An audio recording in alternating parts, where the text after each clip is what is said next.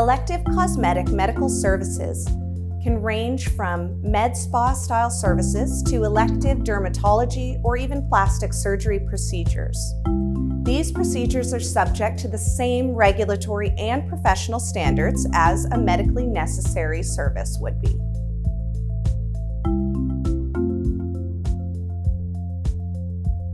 Because the standards are not actually different, there is a lot of overlap with other types of medical practice.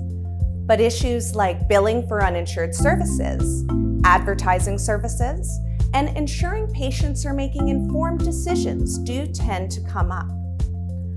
Delegation of procedures and the scope of practice of various regulated health professionals also comes up often. And in my experience, these are areas that regulators pay a lot of attention to.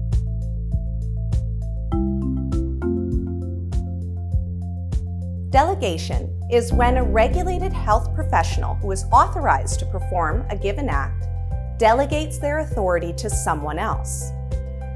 Delegation concerns controlled acts, which are restricted by law to the various regulated health professions.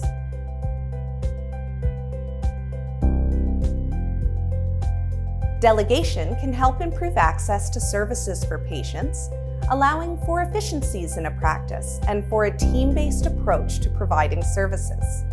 It is an important feature of many healthcare settings. But services may only be delegated when it is in the best interest of the patient and not for the profit of the business. Also, the person performing the service needs to be able to do so safely and as well as the delegating professional would, maintaining a high standard of practice.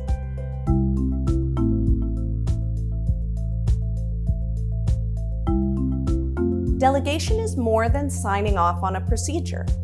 It requires careful planning and documentation to ensure that the practice is operating in compliance with regulations and that both the professional delegating the procedure and the individual performing the procedure are on the same page and all resources are in place.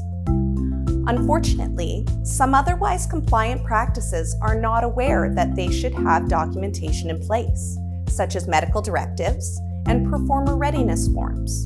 Documentation of the service and supporting delegation documentation are essential to ensure that a business can respond to inquiries from regulators. These documents should also be highly specific and tailored to your operations.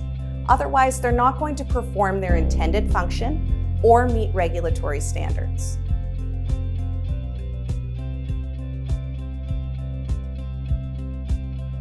Any regulated health professional or owner of a cosmetic practice where delegation takes place should ensure that they are meeting the standards for the delegation of controlled acts. Preferably, this would take place before any services are delegated. But if not, then these forms should be implemented as soon as possible. It is in everyone's interest, from patients to staff to owners, to plan ahead and have this documentation in place before a regulator asks for it. To learn more, please contact us at Rosen Sunshine